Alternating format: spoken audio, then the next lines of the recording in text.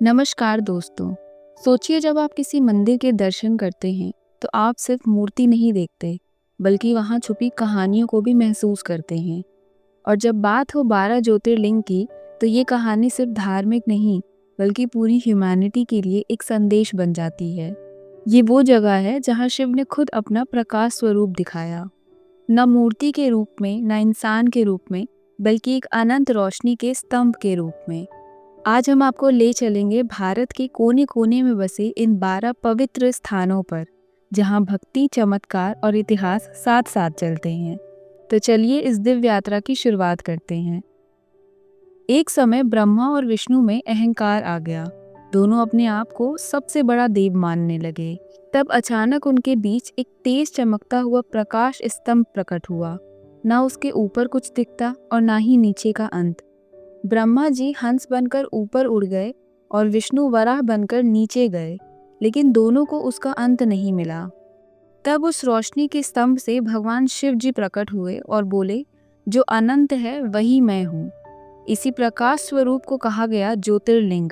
जहाँ जहाँ शिव ने ये रूप धारण किया, वहीं वहीं वो 12 पवित्र मंदिर बन गए। पहला ज्योतिर्लिंग है सोमनाथ, जो गुजरात में स्थित है। ये श्रद्धा और दोबारा उठ खड़े होने की कहानी बताता है। अरब सागर के किनारे खड़ा सोमनाथ मंदिर हजारों सालों से भारत की आस्था का पहरेदार बना हुआ है। इसकी कहानी शुरू होती है चंद्रमा से। कहते हैं चंद्रमा जी की 27 पत्नियां थीं, लेकिन वो सबसे ज्यादा समय सिर्फ रोहिणी को देते थे। बाकी पत्नियों को लगा कि उनके साथ अन्याय हो रहा है। उन्होंने इस बात को लेकर अपने पिता दक्ष से शिकायत कर दी। दक्ष ने गुस्से में चंद्रमा जी को श्राप दिया कि तुम्हारा तेज धीरे धीरे खत्म होता रहेगा। इसके बाद धीरे धीरे चंद्रमा कमजोर होने लगे, उनका चेहरा फीका पड़ने लगा और तब उन्होंने यहीं आकर भगवान शिव की कठोर तपस्या की। सालों की तपस्या के बाद शिव जी प्रकट हुए और उन्होंने कहा कि मैं तुम्हें पूरी तरह से तो ठीक नहीं कर सकता, लेकिन हर महीने तुम फिर से चमकोगे। और इसी से अमावस्या और पूर्णिमा की शुरुआत हुई। आज भी चंद्रमा घटता और बढ़ता रहता है। चंद्रदेव ने कहा, प्रभु आप यहीं निवास करें, और तब शिव जी यहाँ सोमनाथ ज्योतिर्लिंग के रूप में स्थापित हुए। सोम का अर्थ होता है चंद्र और नाथ का मतलब होता है शिव, इसीलिए नाम रखा गया सोमनाथ मंदिर। हिस्ट्री में इस मंदिर को 17 बार तोड़ा गया, लेकिन हर बार लोगों ने इस मंदिर को फिर से खड़ा किया। आज के टाइम पे ये मंदिर सरदार वल्लभ भाई पटेल के प्रयास से बना है। दूसरा ज्योतिर्लिंग है मल्लिकार्जुन ज्योतिर्लिंग, जो आंध्र प्रदेश में स्थित है। मल्लिका मतलब पार्वती जी और अर्जुन मतलब शिव। इस ज्योतिर्लिंग के कुछ फैक्ट्स ये हैं कि इसे दक्षिण का कैलाश माना जाता है। यहाँ शिव और पार्वती दोनों साथ में पूजे जाते हैं। मंदिर घने जंगलों और पहाड़ों के बीच में है और शक्तिपीठ भी यहीं है।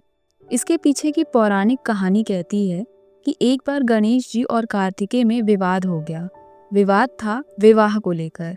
दोनों ने कहा कि किसकी शादी पहले होगी। शिव पार्वती जी ने इस विवाद को शांत करने के लिए एक शर्त रखी। उन्होंने कहा, जो पहले पूरी पृथ्वी की परिक्रमा करेगा उसी की शादी पहले होगी। कार्तिकेय जी तुरंत अपने मोर पर बैठकर परिक्रमा के लिए निकल पड़े, लेकिन गणेश जी सोच में पड़ गए। उनके लिए ये मुश्किल था, तो उन्होंने अपने माता पिता के साथ परिक्रमा कर ली और बोले कि मेरे लिए आप ही पूरी दुनिया हो। शिव पार्वती बहुत खुश हुए और गणेश जी का विवाह तय कर दिया। जब कार्तिकेय वापस लौटे तो गुस्से में पहाड़ों पर चले गए और उन्हें मनाने के लिए शिव पार्वती जी उनके पीछे निकल पड़े। उन्हें मनाने के लिए कृष्णा नदी के पास स्थित श्रीशैल पर्वत पर पहुंचे और वहीं पर दोनों की तपस्या के बाद कार्तिकेय जी मिले और वो लोग घर वापस लौट आए और तभी से वहां मल्लिकार्जुन ज्योतिर्लिंग बन गया। महाकालेश्वर ज्योतिर्लिंग मध्य प्रदेश के उज्जैन शहर में स्थित है। उज्जैन को पहले अवंतिकापुरी कहा जाता था।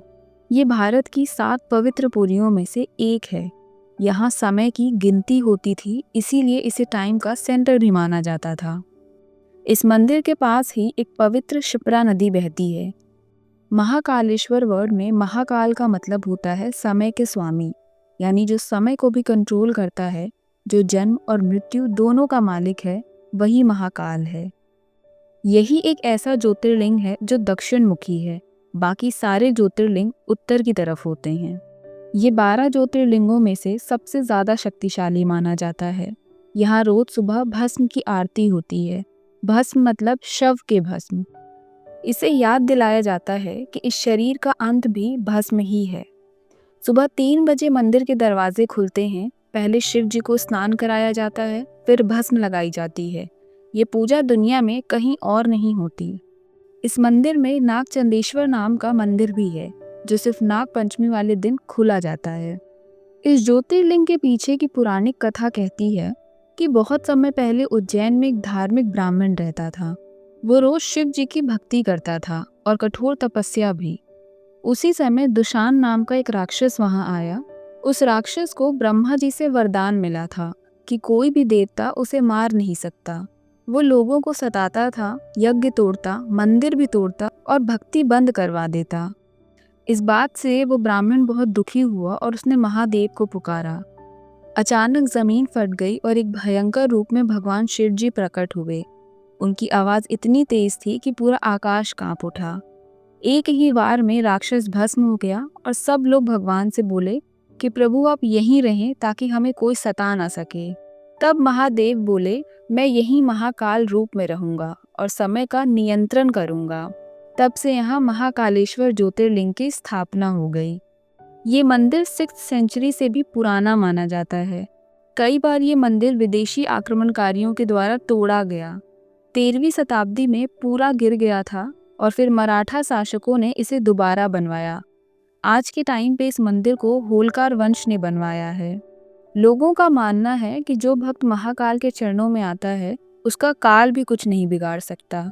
यहाँ आकर लोग अपनी बीमारी, डर, नौकरी, विवाह सब के लिए प्रार्थना करते हैं।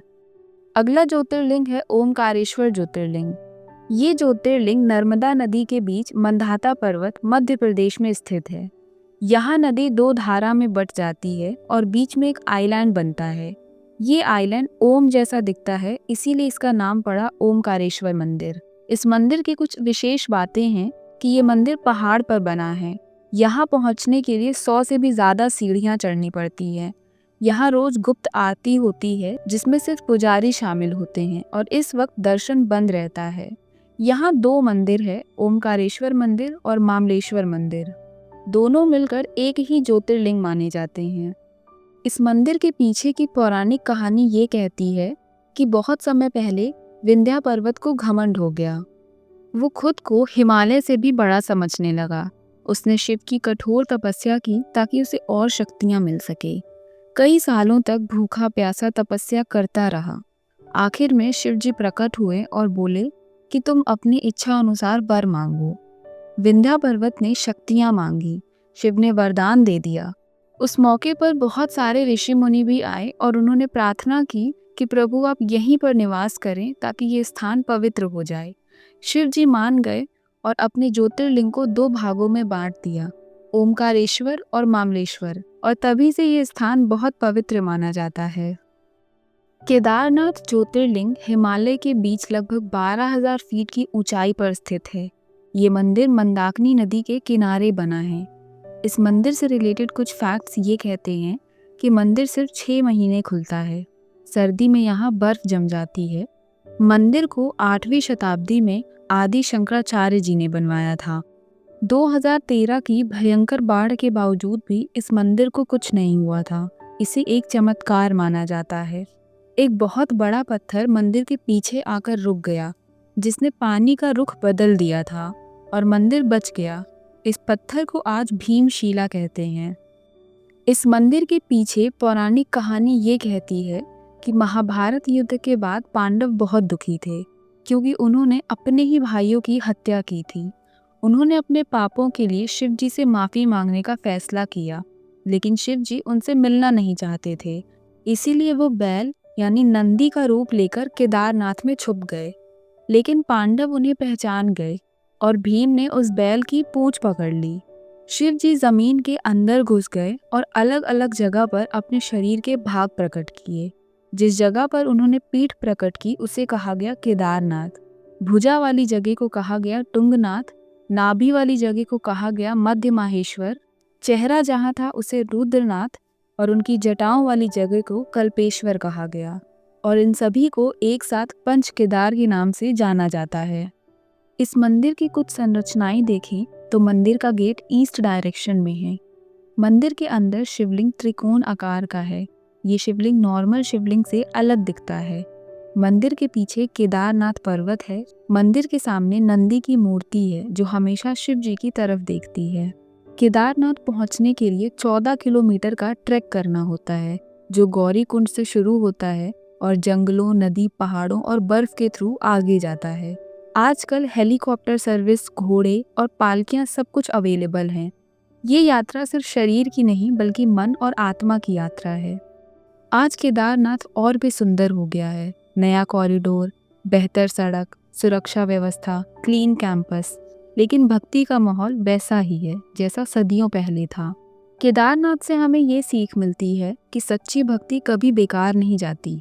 भगवान हर जगह है, बस बुलाने की देर है। भीमशंकर ज्योतिर्लिंग महाराष्ट्र के पुणे डिस्ट्रिक्ट के पास सह्याद्री पहाड़ों में स्थित है। चारों तरफ घने जंगल, ऊंची पहाड़ियां, ठंडी हवा और बीच में भगवान शिव का पवित्र धाम। ये जगह बिल्कुल नेचुरल ब्यूटी से भरी हुई है। यहाँ आते ही ऐसा लगता है जैसे हम सीधा भगवान के घर आए हों। माना जाता है कि भीमशंकर मंदिर बहुत पुराना है। इसका जिक्र शिव पुराण में भी मिलता है। ये मंदिर नागर स्टाइल आर्किटेक्चर में बना है जिसमें ऊपर ऊंचा शिखर होता है। मंदिर के बाहर हनुमान जी की एक मूर्ति है जो भक्तों को रक्षा का एहसास देती है। एक बहुत इम्पॉर्टेंट बात यह है कि भीम नदी का उद्गम यहीं से होता है। ये नदी आगे चलकर कृष्ण नदी में मिल जाती है, इसीलिए ये जगह और भी पवित्र माना जाता है। इस मंदिर के पीछे की पौराणिक कहानी ये कहती है कि बहुत समय पहले भीम नाम का एक राक्षस था। ये राक्षस कुंभकर्ण का बेटा था। ये बहुत बलशाली था और देवताओं को बहुत सताता था। उसने सुदक्षिण महाराज को बंदी बना लिया था। राजा सुदक्षिण शिव भक्त थे और जेल में भी वो रोज सुबह शिव जी का नाम लेते थे। ये बात जब देवताओं को पता चली तो वो शिव जी के पास गए और उन्होंने राजा को बचाने की गुहार लगाई। तब शिव जी बहुत गुस्से में आए और भीम राक्षस से युद्ध करने लगे। बहुत भयंकर युद्ध हुआ और आखिरकार शिव जी ने उस राक्षस का वध कर दिया। राक्षस के मरने के बाद सब देवता बहुत खुश हुए। सबने मिलकर शिव जी से प्रार्थना की कि प्रभु आप यहीं हमारे बीच ही विराजिए। भगवान शिव जी अपने भक्तों की बात टाल नहीं सकते थे, इसीलिए शिव जी यहीं भीमशंकर ज्योतिर्लिंग के रूप में स्थापित हो गए। ये मंदिर एक वाइल्ड लाइफ सेंचुरी में है। यहाँ जाइंट इंडियन स्क्विरल, लंगूर, मोर और बहुत सारे पक्षी पाए जाते हैं। इसीलिए ये जगह नेचर लवर्स के लिए एक पैराडाइज जैसी है। इस मंदिर की संरचना की बात करें तो मंदिर पत्थरों से बना है। ऊपर ऊंचा शिखर है और अंदर शिवलिंग काले रंग की है। मंदिर के पास छोटा सा कुंड है। मंदिर के बाहर दीप जलाए जाते हैं। इस मंदिर तक पहुंचने के लिए पहाड़ी रास्ता है। लोग बस से, अपनी प्राइवेट गाड़ियों से और ट्रैकिंग करके यहाँ तक पहुँचते हैं। बरसात के मौसम में यहाँ और भी सुंदरता बढ़ जाती है। हर तरफ हरियाली ही हरियाली होती है। इस मंदिर से हमें सीख मिलती है कि बुराई चाहे कितनी भी ताकतवर क्यों ना हो, सच और भक्ति उनसे हमेशा जीत जाती है। जो भगवान पर भरोसा करते हैं उनकी रक्षा खुद भगवान करते हैं। तो दोस्तों, आज के लिए इस वीडियो में हमने जाने 6 पवित्र ज्योतिर्लिंग के अद्भुत रहस्य, उनकी पौराणिक कहानी और उनके पीछे छुपी दिव्य शक्ति। सोमनाथ से लेकर भीमशंकर तक हर जगह हमें भक्ति, विश्वास और भगवान शिव की महिमा महसूस हुई। हर ज्योतिर्लिंग सिर्फ एक मंदिर नहीं बल्कि एक जिंदा इतिहास है जहां भगवान ने खुद अपनी उपस्थिति दर्ज करवाई है। पर दोस्तों, ये तो बस शुरुआत थी। अगला पार्ट और भी ज़्यादा स्पेशल होगा क्योंकि हम उसमें बाकी के सभी ज्योतिर्लिंग की पूरी कहानी, उनके चमत्कार और ऐसे रहस्य जानेंगे जो आपको हैरान कर देंगे। इसीलिए इस सीरीज़ को बिल्कुल मिस मत करना। वीडियो पसंद आई हो तो लाइक ज़रूर करो और अपने शिव भक्त दोस्तों के साथ शेयर करो और चैनल को सब्सक्राइब करना मत भूलना। मिलते हैं नेक्स्ट पार्ट में बाकी के ज्योतिर्लिंग के अद्भुत रहस्य के साथ। तब तक सुनते रहिए और सीखते रहिए। जय महाकाल, हर हर महादेव। धन्यवाद।